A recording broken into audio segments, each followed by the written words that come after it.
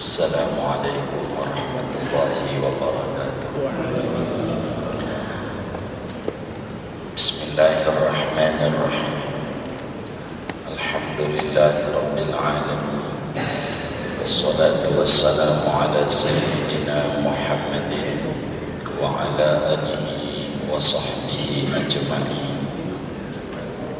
Allahumma inna nastahdika li arsyadi amrina وزدنا علما ينفعنا. قال الإمام المؤلف العلامة ابن حجر العسقلاني رحمه الله تعالى ونفعنا به وببركة علومه وغفر له ولمشايخه ولمشايخنا آمين. عن أم سلمة رضي الله تعالى عنها قالت, diriwayatkan dari Ummu Salamah radhiyallahu anha qalat, berkata ia, qala Rasulullah sallallahu alaihi wasallam, telah bersabda Rasulullah sallallahu alaihi wasallam, alladhi yashrabu fi ina'il fiddati innama yujarjiru fi batnihi nara jahannamah.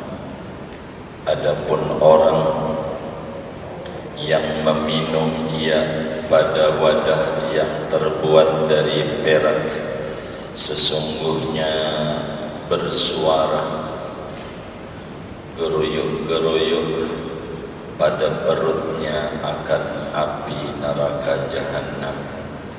Muttafaqun alaih. Hadis ini diriwayatkan oleh Imam Bukhari dan Imam Muslim. Wallahu a'lam bishawab. Bapak, Ibu, saudara-saudara sekalian, selepas salat zuhur berjamaah yang mudah-mudahan rangkaian ibadah kita yang wajib maupun yang sunnah semuanya diterima oleh Allah Subhanahu wa taala, kita lanjutkan kajian hadis kita, masih berbicara tentang hukum wadah-wadah atau bejana-bejana dalam Islam. Sebagaimana dijelaskan sebelumnya bahwa Rasulullah sallallahu alaihi wasallam punya murid namanya sahabat Nabi. Jumlahnya sahabat sebagaimana dijelaskan oleh Syekh Nawawi Al-Bantani di dalam kitabnya Bahjatul Wasail, 124.000 orang sahabat. Dari 124.000 orang sahabat itu, diantaranya masuk juga di dalamnya istri-istrinya Rasulullah sallallahu alaihi wasallam. Dan satu dari 124.000 itu nama sahabat Nabi sekaligus istrinya Nabi, namanya Ummu Salamah radhiyallahu ta'ala anha, Ummul Mukminin. Jadi istrinya Nabi itu kita menyebutnya Ummul Mukminin, ibunya semua orang-orang mukmin. Saudara, jumlah istrinya Nabi itu ada 11 istri jumlah. Yang meninggal duluan 2. Jadi waktu Rasulullah wafat jumlahnya 9 istrinya Nabi. Mana-mana istrinya Nabi itu? Pertama, istrinya Nabi namanya Siti Khadijah binti Khuwailid. Dari Siti Khadijah itu ada 6 Nabi punya anak 6 dari Siti Khadijah, 2 laki 4 perempuan. Kemudian istri Nabi itu namanya Siti Saudah binti Zam'ah, nenek-nenek yang banyak anaknya, bisa mengurus. Inilah anak-anak Nabi itu setelah wafat daripada Siti Khadijah yang ngurus Siti Saudah binti Zam'ah. Kemudian Siti Aisyah putri Sayyidina Abu Bakar Siddiq radhiyallahu ta'ala anhu. Keempat, Siti Hafsah putri Sayyidina Umar bin Khattab radhiyallahu ta'ala anhu. Kemudian Siti Zainab binti Khuzaimah. Ada berapa tuh ya? Ada berapa? 5. Kemudian Siti Juwairiyah binti Haris. Udah berapa? 6. Kemudian Siti Zainab binti Jahash. Kemudian Ummu Habibah binti Abi Sufyan. Kemudian Siti Sofia binti Huyai. Kemudian Siti Maimunah binti Haris radhiyallahu ta'ala wa an jami'in. Udah berapa ya? 10 ya. Kemudian ini yang mau kita bedah hadisnya, Ummu Salam nama aslinya Hindun binti Abi Umayyah, 11 istrinya Rasulullah SAW. Dari 11 itu semuanya janda kecuali Siti Aisyah. Siti Aisyah saja.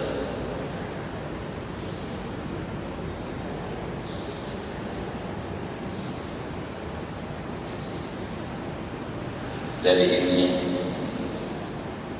11 ada dari hamba sahaya yang dimerdekakan namanya Siti Maria Al-Qibtiyah. Itu dari hamba sahaya tadinya, hadiah dari Raja Muqawqis Maria. Dari semua itu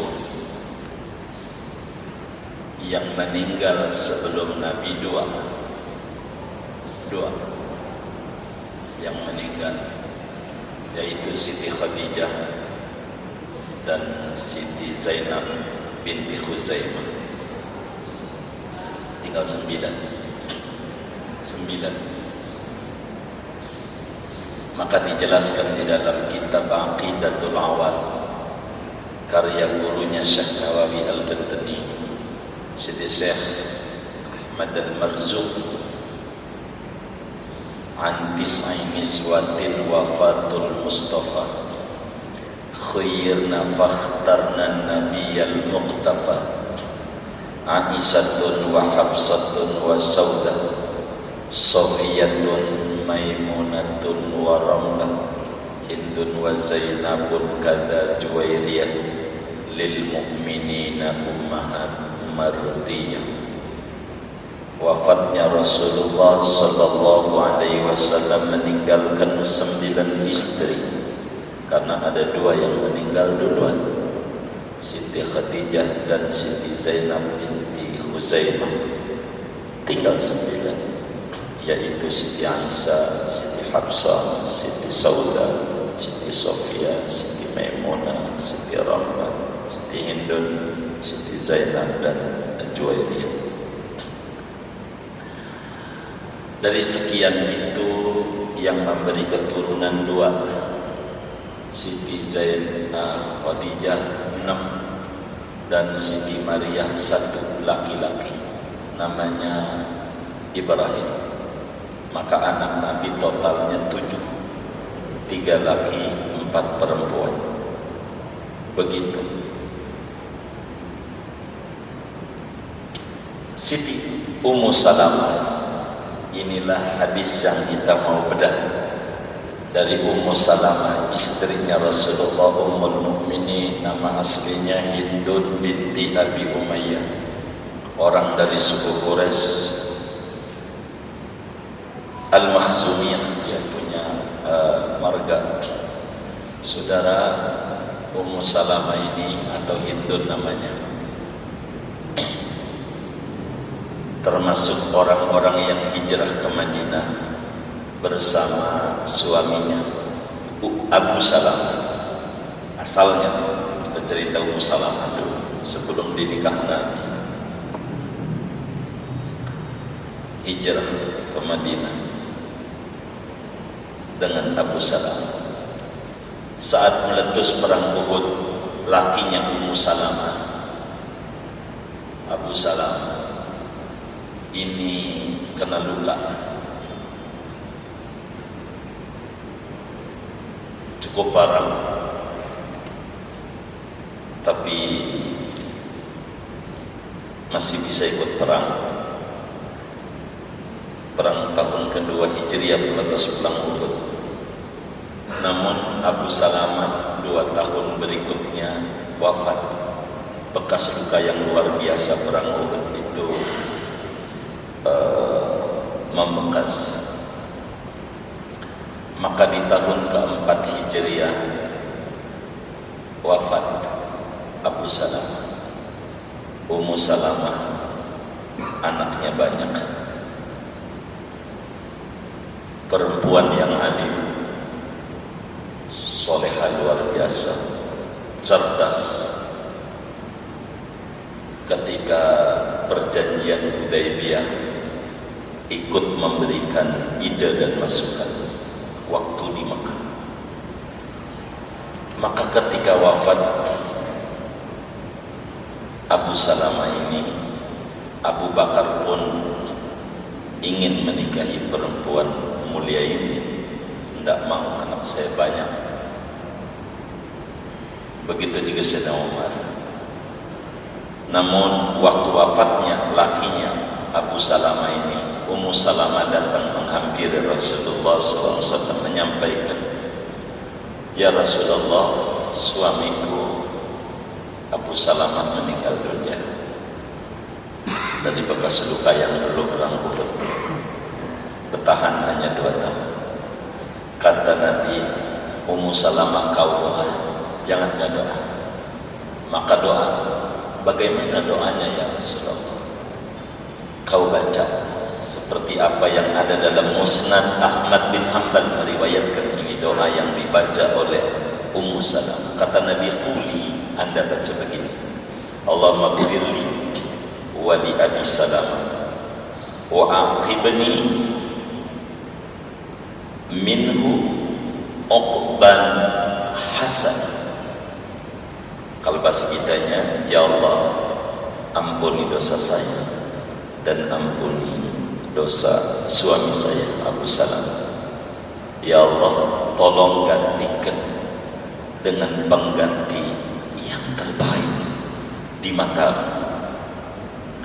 Maka doa ini diulang-ulang oleh Ummu Salamah, yang pada akhirnya Abu Bakar datang melamar. Namun tidak mau. Ummu Salamah, anak saya banyak. Sayyidina Umar juga datang, anak saya banyak. Pada akhirnya Rasulullah yang datang untuk menikah dengan Ummu Salamah. Anak banyak, tanggung jawab. kami, kata Rasulullah. Jangan takut, karena kealimannya dan anaknya banyaklah Rasulullah menikahi Ummu Salamah. Alim, cerdas, luar biasa, anak banyak, dinikahi sama Nabi. Tahun berapa? Tahun 4 Hijriah Nabi menikah dengan Ummu Salamah. Dan dari sekian banyak istrinya Rasulullah ini, Ummu Salamah adalah terakhir yang wafat daripada istrinya Rasulullah SAW. Paling terakhir, tentu paling dulu Siti Khadijah. Begitu. Ummu Salamah wafat pada tahun 59 Hijriah di zaman dinasti Yazid bin Muawiyah. Beliau ini wafat dalam usia 84 tahun. Ummu Salamah wafat dalam usia 84 tahun. Makamnya di Baqi'. Insyaallah kami bersama teman-teman majelis pertengahan Ramadan lah ziarah ke Ummu Salamah. Nampak di Madinah, jatuh di pertengahan Ramadan tahun ini, insyaallah. Begitu. Semua istrinya Rasulullah ini, saudara, sebelum ngomongin Ummu Salamah, hadisnya adalah makamnya di Baqi'. Semua istrinya Rasulullah itu makamnya di Baqi'. Di Baqi'. Baqi' itu tanah kusirnya Madinah, 200 meter lah dari Masjid Nabawi. Mungkin bakal menyatu kalau perlebaran terus. Yang tadinya jauh sebetulnya, tadinya jauh pintunya dari sana, sekarang pintu dari depan ini. Semuanya makamnya di Baqi', kecuali 2 istrinya Rasulullah yang tidak ngumpul kuburannya, yaitu Siti Khadijah, makamnya di Mekah, di Ma'la.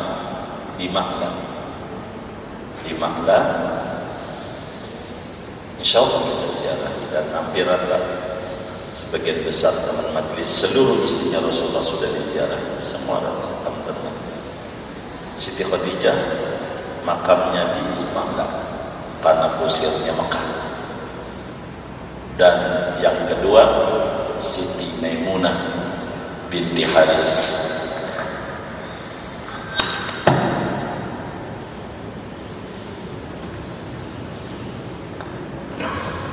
Siti Maimunah binti Haris.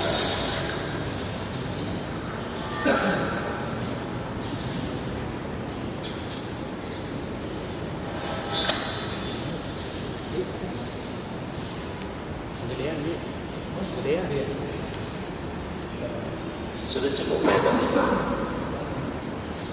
Siti Maimunah binti Haris. Siti Maimunah binti Haris makamnya di Wadi Saraf. Wadi Saraf, tempat antara Mekah dan Madinah, tapi lebih dekat Mekah. Wadi Saraf. Dan alhamdulillah kami dengan teman-teman majlis sebagian besar dari seluruh Ummul Mukminin, istrinya Rasulullah, sudah berziarah dan berkali-kali takziman kepada Habibuna Muhammad sallallahu alaihi wasallam dan ibu kita semuanya. Siti Maimunah, pinggir jalan makamnya, pinggir jalan. Baik, balik kepada Ummu Salamah, hadis yang kita bedah. Siti Hindun binti Abi Umayyah, orang Mekah, wafat di Madinah, di Baqi'. Beliau ini banyak meriwayatkan hadis tentang hukum. Muridnya banyak, Abu Hurairah juga muridnya banyak. Dan kita penting, sebetulnya kalau mau dibedah panjang-panjang, nantinya kita nggak ngaji hadis, ngaji sejarah. Tapi kami termasuk orang yang demen dengan sejarah orang-orang soleh. lebih-lebih keluarganya Rasulullah. Begitu. Banyak perempuan muslim mengidolakan artis-artis. Kenapa? Karena kehilangan idola. Karena kehilangan idola dia tidak mengenal siapa Siti Khadijah. Muslim perempuan banyak tidak mengenal siapa Siti Aisyah, siapa Siti Fatimah dan seluruhnya dari yang terdekat dengan Rasulullah ini. Kalau mengenal akan terkagum-kagum dengan kehidupan mereka. Itu begitu. Dari Siti Aisyah, meski Rasulullah itu Siti Aisyah gadis tapi tidak punya keturunan, maka ini menjadi pelajaran bagi muslim yang gak punya keturunan. Ini istrinya Rasulullah gak punya keturunan, alim, pinternya luar biasa, cerdas. Tentu ada hikmah untuk mendapatkan banyak tentang Rasulullah. Kalau ngurus anak enggak keburu untuk mengajar mana-mana Siti Aisyah, menyampaikan apa yang beliau dapat dari Rasulullah. Ini hikmah tersendiri membedah ini. Jadi keliru orang membaca tentang Rasulullah dianggap seks maniak, itu keliru. Dia harus membedah tentang kehidupan yang ada. Jangan malah Siti Saudah murni, nenek tua banget. Begitu Siti Saudah, tanyanya jauh terpaut dengan umur Rasulullah semuanya. Siti Aisyah saja yang muda.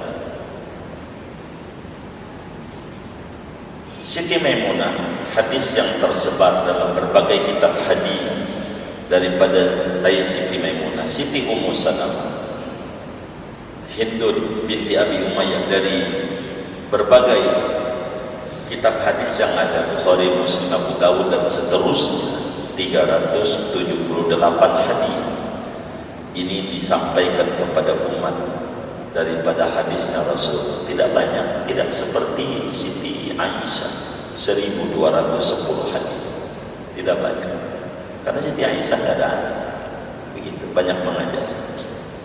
Nah, dari 378 hadis itu saudara, salah satunya berbicara tentang hukum wadah-wadah, gelas, gayung, sendok, garpu, celak mata, pulpen dan seterusnya yang terbuat dari emas dan perak. Hukumnya haram dipakai baik laki maupun perempuan. Kata Siti Maimunah, satu dari 378 hadis, qala Rasulullah sallallahu alaihi wasallam, alladhi yashrabu fi ina'il fiddah innama yujarjiru fi batnihi nara jahannam. Orang mau laki mau perempuan yang perabotannya minum dari gelas, cangkir, mug, cawan, wajan, apa aja namanya, yang terbuat dari perak, hukumannya akan bunyi dari perutnya geruyuk-geruyuk air yang dituangkan, tapi bukan air tapi api neraka jahanam. Artinya haram menggunakan wadah-wadah yang terbuat daripada perak dan emas. Pertemuan yang lalu sudah dijelaskan tentang emas secara detail, dan ini perak dipertegas lagi dengan hadis Siti Ummu Salamah. Bahaya di akhiratnya kalau orang minum dari gelas, mug, cangkir, apa aja yang terbuat dari perak, hukumannya sama seperti minum di dunia itu gelegak air, tapi nanti bukan air, bentuknya api neraka jahanam. Begitu kelihatannya sekarang air gagah, keren, hedoin dengan minum dari gelas emas, perak, tapi berimbas nanti menjadi api Seperti apa yang Allah firmankan, alladzina ya'kuluna amwalal yatama dzulman innama ya'kuluna fi butunihim nar. Api jadinya. Jadi api. Maka hadis ini saudara, kita bisa ambil hukum dari hadis ini, haram minum, demikian juga makan. Terlebihnya haram minum dari wadah perak, itu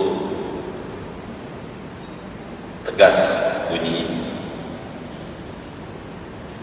Namun di dalamnya haram kita menggunakan wadah-wadah dari emas dan perak, baik untuk minum, untuk masak, untuk apa ya, haram emas, perak, begitu.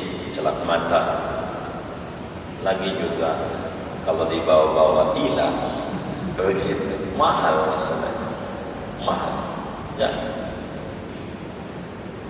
begitu mahal. Makanya dalam hadis sebelumnya dijelaskan, hiya lakum fid dunya wa lakum fil akhirah. Wadah-wadah emas dan perak ini untuk mereka non muslim di dunia, tapi bagi muslim nanti di akhirat tidak ada wadah kecuali dari emas dan perak, minum di surga. Ya, kita beribadah saja, moga kita semua jadi masuk ke dalam surganya Allah Subhanahu wa ta'ala. Begitu. Dari hadis ini larangan Rasulullah itu basyir nadir, pemberi kabar gembira, pemberi kabar takut. Artinya tidak memaksa, la ikraha fiddin, kan enggak dipaksa, hanya kasih informasi. Terserah Anda, dikasih akal, inna hadainahu sabila imma syakira wa imma kafur. Namun kita wajib mutaba'ah kepada Rasul. Ketika Rasul larang, maka wajib kita menghindarinya. Sebab fama min khairin ajilin wala ajilin, zahirin wala batinin, illa wa Rasulullah SAW yukhbiruna wa yubashiruna wa ma min syarrin khairin wa ma min syarrin ajilin wala ajilin, zahirin wala batinin, illa wa Rasulullah SAW yukhbiruna. Apa saja kebaikan yang sekarang maupun yang nanti, zahir maupun batin, melainkan Rasulullah beri kabar gembira kepada kita, sampaikan kepada kita supaya kita meraihnya. Begitu pula apa saja yang buruk, yang berbahaya, yang negatif, yang sekarang maupun yang nanti, zahir maupun batin, melainkan Rasulullah semuanya sampaikan. Dan kita diwanti-wanti jangan mendekati. Kenapa? Karena Nabi adalah basyir, nadir. Karena itu pada hadis ini dijelaskan bahwa dilarang kita sebagai muslim menggunakan wadah-wadah yang terbuat daripada emas, wadah-wadah yang terbuat daripada perak, begitu, baik untuk makan, untuk minum, untuk masak, sendok, garpu dan segalanya, daripada alat-alat istiqmal yang bisa dipergunakan, panci, wajan, gayung, begitu. Alasan logikanya lil khuyala, tapi logika namanya elat ghaiyah, karena ada nuansa kesombongan, tapi ini logika. Begitu. Nanti kalau logika diterusin, saya sih agak sombong, boleh nanti begitu. Tapi ini namanya elat ghaiyah. Elat ghaiyah itu la tusbitul hukma, tidak menetapkan hukum, hanya penunjang saja, sekunder, bukan primer. Primernya haram saja ajaran agama, dan muslim artinya orang yang pasrah patuh pada apa yang diajarkan oleh agama. Hikmah kenapa kita dilarang? Ini nanti akan tahu muslim. Kepatuhan kepada Rasulullah adalah hal yang utama. Di dalam hukum Islam ngomongin wadah namanya wasailul wasail. Wasailul wasail. Namanya wasail, media. Tujuan kita sholat, tapi sholat wudu kudu pakai air. Air kudu ada wadah, sehingga wadah pun juga tidak luput untuk dijelaskan dalam Islam. Dan ini hebatnya Rasulullah SAW. Umur 40 jadi Rasul, 63 wafat, mananya 23 tahun. Bukan saja urusan negara, urusan rumah tangga yang kecil-kecil disampaikan oleh Nabi sebagai bukti dan dalil betapa Islam itu agama yang syarikat, agama yang luas, sempurna, komprehensif, dan tatanannya semuanya diatur. Tidak ada hidup dan kehidupan, semuanya diatur. Dan Islam itu baku ajaran, enggak kayak kita ini yang beredar, yang ada undang-undang. Sebetulnya kita harus bisa membedakan mana undang-undang dan mana peraturan. Kalau undang-undang baku, undang-undang per 5 tahun ganti, per 5 tahun ganti, undang-undang pemilu, peraturan aja, jangan undang-undang. Kalau undang-undang bakal begini, yang bakal berubah di teknis. Kalau undang-undang berubah, undang-undang itu pondasi. Kalau pondasi berubah dulu, kapan kita menjadi bangunan yang menjadi megah, negara maju? Undang-undang yang berubah kan peraturan. Kalau undang-undang berubah mulu, puyeng juga begitu. Partai aja gak apa kita. Ada berapa muncul lagi partai? Yang buat sih dia juga, yang kemarin-kemarin juga orangnya. Cuman banyak puyeng sama kita begitu. Kita aja yang rada mudaan puyeng, gimana nenek kita begitu yang gak lihat menyoblos sampai ini puyeng. Itulah Islam, hukumnya kan baku dan sudah ada hukum. Nggak kayak kita ada teroris baru undang-undang teroris, mau akan pemilu bikin undang-undang, jadi berubah-berubah. Kalau undang-undang itu baku, itulah hebatnya Islam. Dan sebagai bukti bahwa Islam itu agama anugerah dari Allah, bukan dari kita manusia. Ini Islam di atas segala. Kembali ngaji kita, kesimpulannya hari ini menerangkan akibat daripada minum wadah yang dilarang. Pertemuan yang lalu dijelaskan, la tashrabu fi aniyatid dhahab wal fiddah, jangan Anda minum pada wadah dari emas dan perak. Wala taqulu fi sihafiha, jangan makan pada piringnya, wajan, sendok, garpu dan segalanya. Fa innaha lahu fid dunya, semua itu di dunia untuk mereka, walakum fil akhirah. Dan hadis sekarang ini berbicara tentang akibat di akhirat. Bila kita maksain diri dari keharaman yang ada, akan berimbas di akhirat seperti ini. Inilah hukum yang ada. Begitu, kurang lebih demikian ngaji yang kita bisa petik pada pertemuan hari ini. Wallahu a'lam bishawab. Ada yang ditanya mungkin dari materi ini atau di luarnya sebelum doa dipersilakan. Wallahu a'lam.